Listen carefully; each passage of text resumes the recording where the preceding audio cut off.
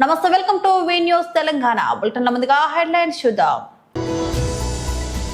తెలంగాణ భవన్ లో మీడియాతో మాట్లాడుతున్న మాజీ మంత్రి శ్రీ కొప్పుల ఈశ్వర్.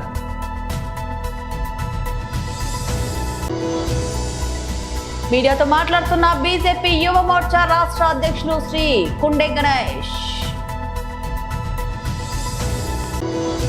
అన్నగారి కూతురు మా అధినేత ధర్మపత్ని శ్రీమతి భువనేశ్వరి గారికి లండన్ లో సత్కారం మా అందరికీ గర్వకారణం. ఎల్లుండి ప్రధాని మోదీని కలవనున్న టీమిండియా అమ్మాయిలు.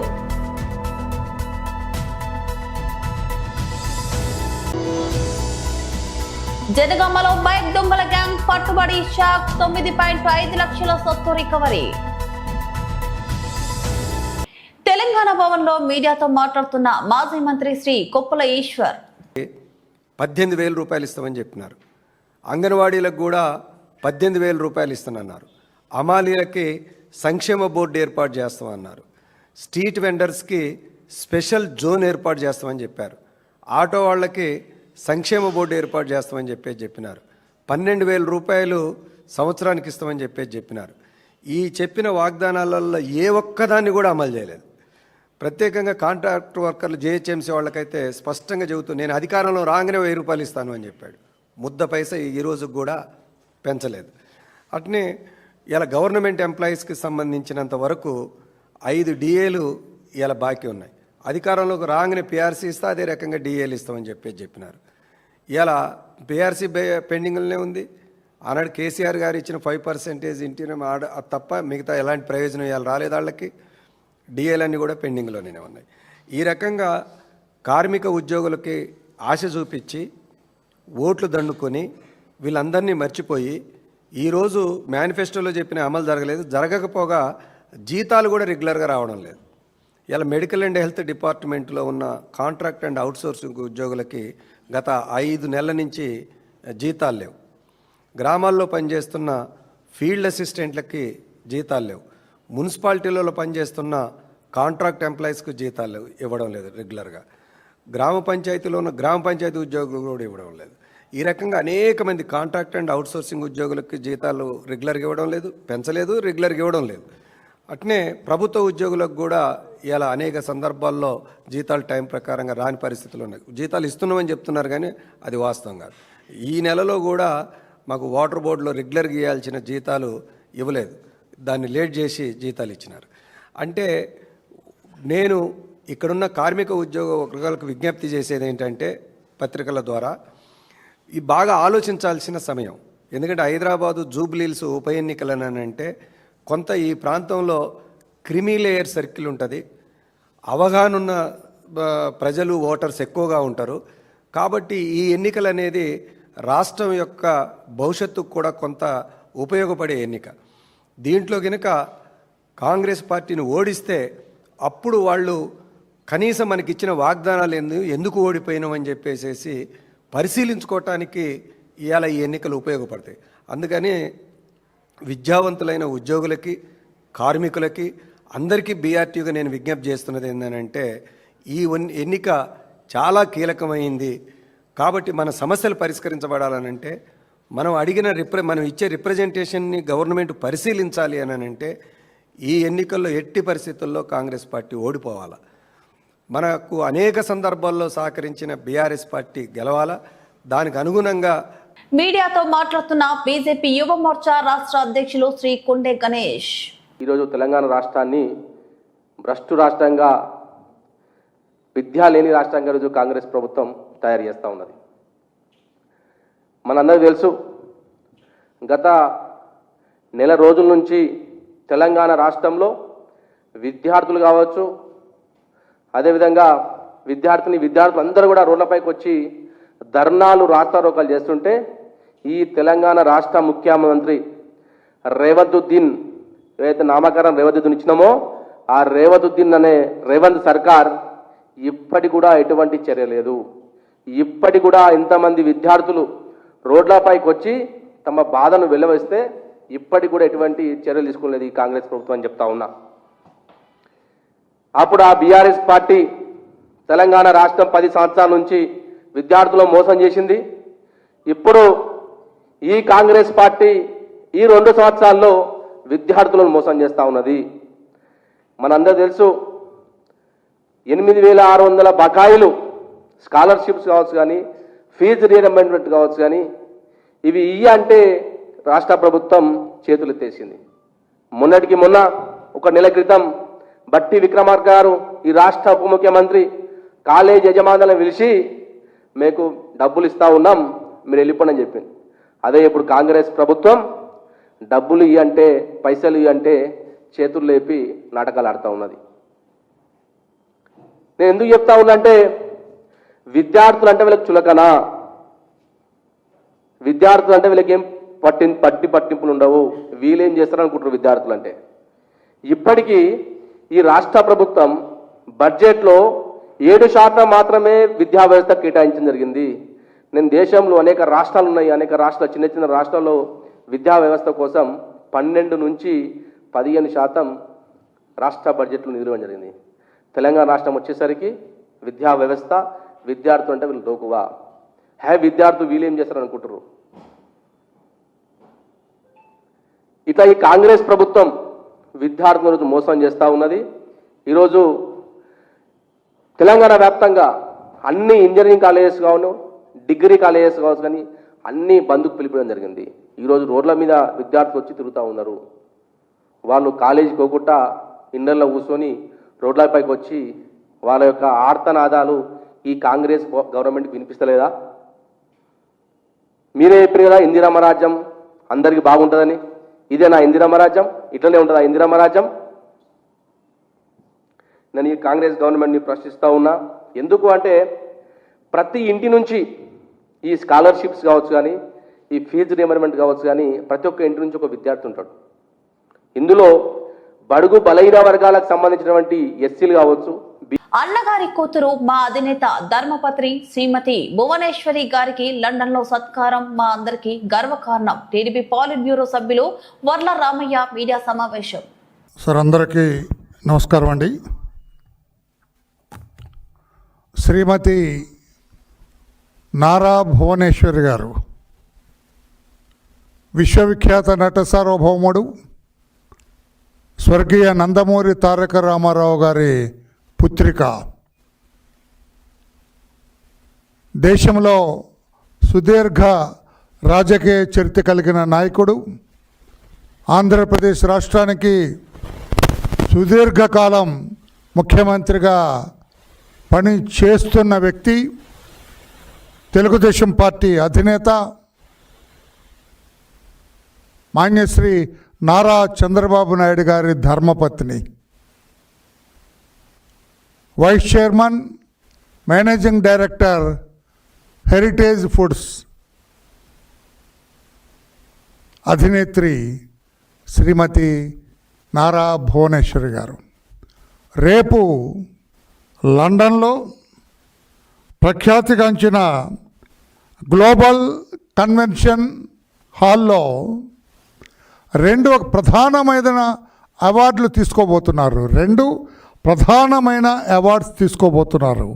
ఒకటి ఇన్స్టిట్యూట్ ఆఫ్ డైరెక్టర్స్ చే distinguished fellowship award 2025. I repeat, distinguished fellowship award 2025 అనేది ఒకటి. తర్వాత తాను యాజమాన్య బాధ్యతలు తీసుకున్న హెరిటేజ్ ఫుడ్స్కు Golden Peacock award, Golden Peacock award ఇది ఎక్సలెన్స్ ఇన్ కార్పొరేట్ గవర్నెన్స్లో హెరిటేజ్ ఫుడ్స్కి గోల్డెన్ పీకాక్ అవార్డు ఇస్తున్నారు. ఈ 2 అవార్డులు కూడా రేపు లండన్లో శ్రీమతి భువనేశ్వరి గారు స్వీకరించబోతున్నారు, ప్రఖ్యాతిగాంచిన గ్లోబల్ కన్వెన్షన్ థియేటర్లో. ఆ కార్యక్రమానికి తన ధర్మపత్ని వెంట, తన శ్రీమతి వెంట ఆమె పత్ని, భర్త గారైనటువంటి తెలుగుదేశం పార్టీ అధినేత, మన రాష్ట్ర ముఖ్యమంత్రి వర్యులు శ్రీ నారా చంద్రబాబు నాయుడు గారు కూడా వెళ్ళారు. జనరల్గా మేము అనుకున్నాము ఆయన ఎప్పుడు వర్కహాలిక్ తెలుసు, ఇంత పని జరుగుతుంది, ఇంత రాష్ట్రం ఈ రకంగా కొంచెం ఇబ్బందులుగా ఒక పక్క వరదలు ఒక పక్క ఇవన్నీ జరుగుతూ ఉన్నాయి, వెళ్ళరేమో అనుకున్నాను నేను. కానీ భర్తగా ఆయన బాధ్యతలు గుర్తించారు. మహిళల వన్డే ప్రపంచ కప్ లో చారిత్రక విజయం సాధించి తొలి కప్పును ముద్దాడిన భారత్ జట్టు సభ్యులు ప్రధాని నరేంద్ర మోదీని కలవనున్నారు. ఐసీసీ మెగా టోర్నీ విజేతలుగా నిలిచిన హర్మన్ ప్రీత్ కౌర్ సేన బుధవారం ఢిల్లీలో ప్రధానితో సమావేశం కానున్నట్టు విశ్వసనీయ వర్గాలు వెల్లడించాయి. ఈ చారిత్రక విజయాన్ని పురస్కరించుకొని బీసీసీఐ జట్టుకు 51 కోట్ల రూపాయలు భారీ నగదు బహుమతిని ప్రకటించింది. ఆదివారం నవీ ముంబైలోని డివై పాటిల్ స్టేడియంలో వర్షం కారణంగా ఆలస్యంగా ప్రారంభమైన ఫైనల్ మ్యాచ్ లో టీమిండియా అద్భుత ప్రదర్శన చేసింది. తొలుత బ్యాటింగ్ చేసిన Bharat player of the match Shafali Verma 87 అద్భుత innings, player of the tournament Deepti Sharma 58 మెరుపులతో 7 వికెట్లకు 298 పరుగులు భారీ స్కోరు సాధించింది. అనంతరం లక్ష్యం ఛేదనలో దక్షిణాఫ్రికా కెప్టెన్ లారా ఓల్వర్ట్ 101 శతకంతో పోరాడిన భారత్ బౌలర్ల దాటికి తలవంచక తప్పలేదు. ముఖ్యంగా దీప్తి శర్మ 5 వికెట్లతో సత్తా చాటడంతో దక్షిణాఫ్రికా 246 పరుగులకే ఆలౌట్ అయింది. దీప్తి ఆఖరి వికెట్ తీయగానే దేశవ్యాప్తంగా సంబరాలు మిన్నంటాయి. భారత సీనియర్ మహిళల జట్టుకు ఇదే తొలిసారి ఐసీసీ ట్రోఫీ కావడంతో ఈ విజయం మరింత ప్రత్యేకంగా నిలిచింది. ప్రస్తుతం నవీ ముంబైలో ఉన్న క్రీడా కాలనీలో సహాయక సిబ్బంది మంగళవారం సాయంత్రం ఢిల్లీకి బయలుదేరనున్నారు. ప్రధానితో సమావేశం అనంతరం వారు తమ స్వస్థలాలకు వెళ్తారు. జట్టుకు ప్రకటించిన 51 కోట్ల నగదును బహుమతిని క్రీడాకారులు, సహాయక సిబ్బంది, 5 సభ్యుల జాతీయ సెలక్షన్ కమిటీకి పంపిణీ చేయనున్నట్లు తెలుస్తోంది. లీగ్ దశలో వరుసగా 3 ఓటముల తర్వాత అద్భుతంగా పుంజుకున్న టీమిండియా సెమీఫైనల్లో డిఫెండింగ్ ఛాంపియన్ ఆస్ట్రేలియాపై 339 పరుగుల లక్ష్యాన్ని ఛేదించి చరిత్ర సృష్టించింది. ఆ తర్వాత ఫైనల్లోనూ అదే జోరు కొనసాగించి స్వదేశంలో అభిమానుల మధ్య టైటిల్ గెలిచి దశాబ్దాల నిరీక్షణకు తెరదించింది. జనగామ జిల్లాలో బైక్ దొంగతనాలకు తెరదించిన పోలీసులు సూర్యాపేట జిల్లాకు చెందిన చెవుల మనోజ్, గోర్ల శివారెడ్డి, ఆర్ఏ విజయ్, వీరబోయిన భరత్ అనే 4 దొంగలను అరెస్ట్ చేశారు. గంజాయి, మద్యం అలవాట్లకు డబ్బు కోసం దొంగతనాలకు పాల్పడినట్లు విచారణలో తేలింది. వీరి మీద పలు మర్డర్ కేసులు కూడా నమోదై ఉన్నాయని అధికారులు తెలిపారు. నిందితుల వద్ద నుంచి Toyota Etios car, Royal Enfield, Bajaj Pulsar, 4 mobile ఫోన్లు స్వాధీనం చేసుకున్నారు. వీటి మొత్తం విలువ దాదాపు 9,50,000 రూపాయలు. నిందితులను పట్టుకోవడంలో ప్రతిభ కనబరిచిన సిబ్బందిని ఏసీపీ పండరి చేతన్ నితిన్ అభినందించారు.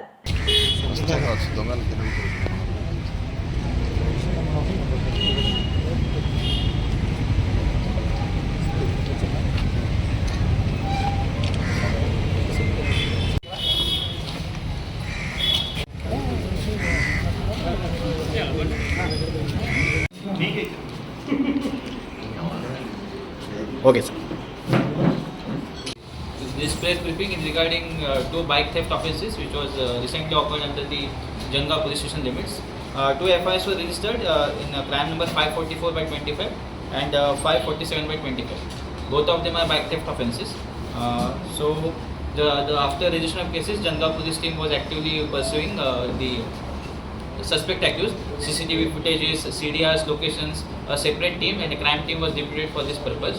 So yesterday night, SI Bharat and his team, they were conducting patrolling in the Janga police station limits area. So at this on the Suryapet road, we came across these 4 accused in suspicious position. So we inquired them and based on inquiry, all of them have confessed of doing both the crimes.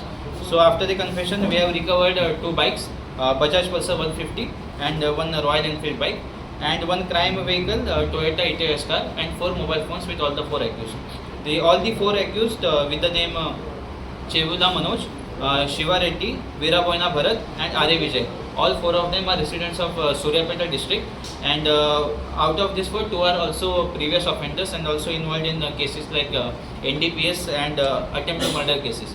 So after their confession and recovery, they will be sent to medical examination and after medical examination, they will be presented in front of the magistrate for taking them into remand.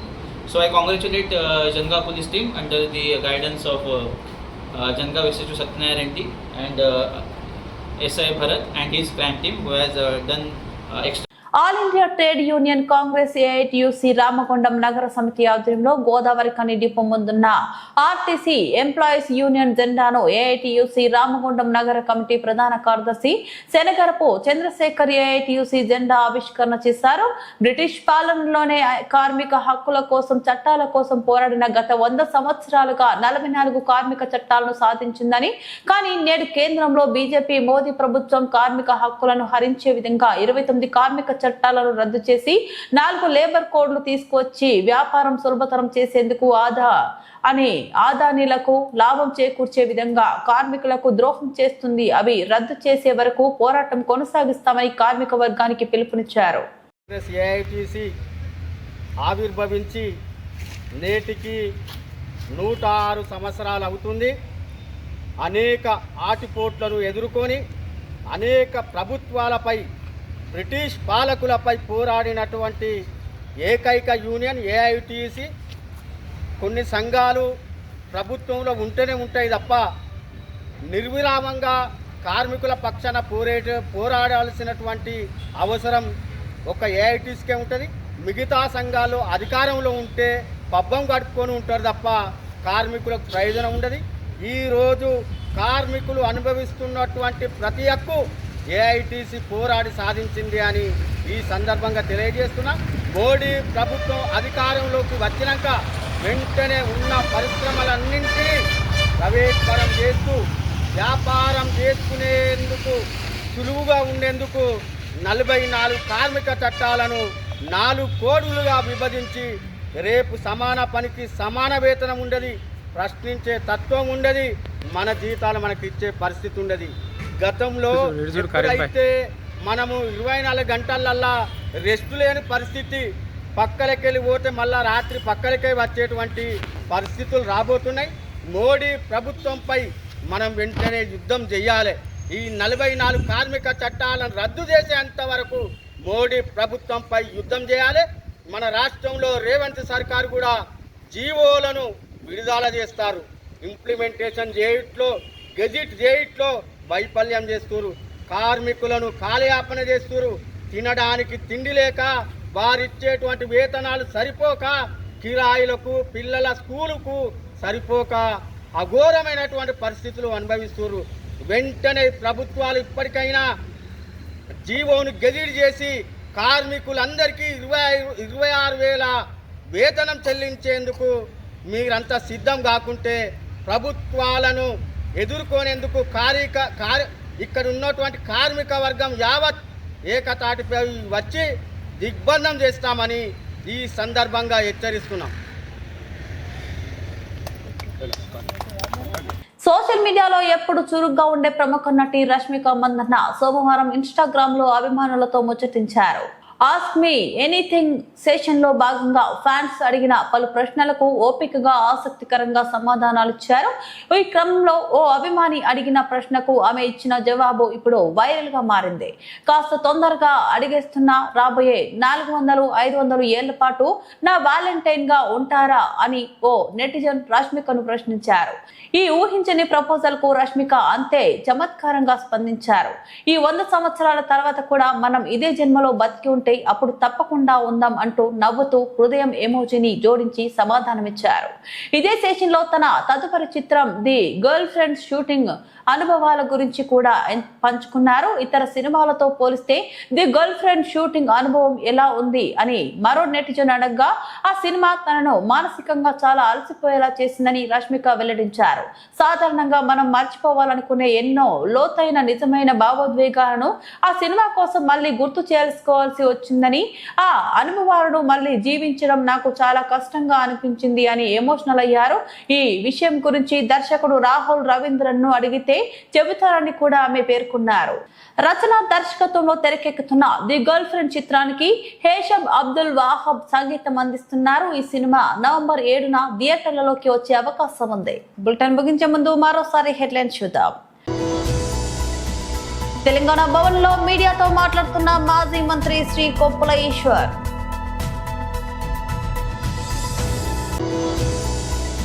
మీడియాతో మాట్లాడుతున్న BJP యువ మోర్చా రాష్ట్ర అధ్యక్షులు Shri కుండే Ganesh.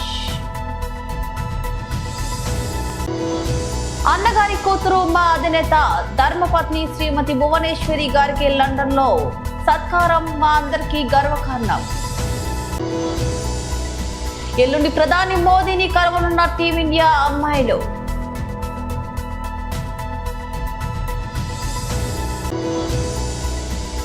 జనగామలో bike దొంగల gang పట్టుబడి shock. 9.5 లక్షల సొత్తు recovery. ఇవి బులెటిన్ అప్డేట్స్. మరో బులెటిన్ లో మళ్ళీ కలుద్దాం. అంతవరకు సెలవు. నమస్తే.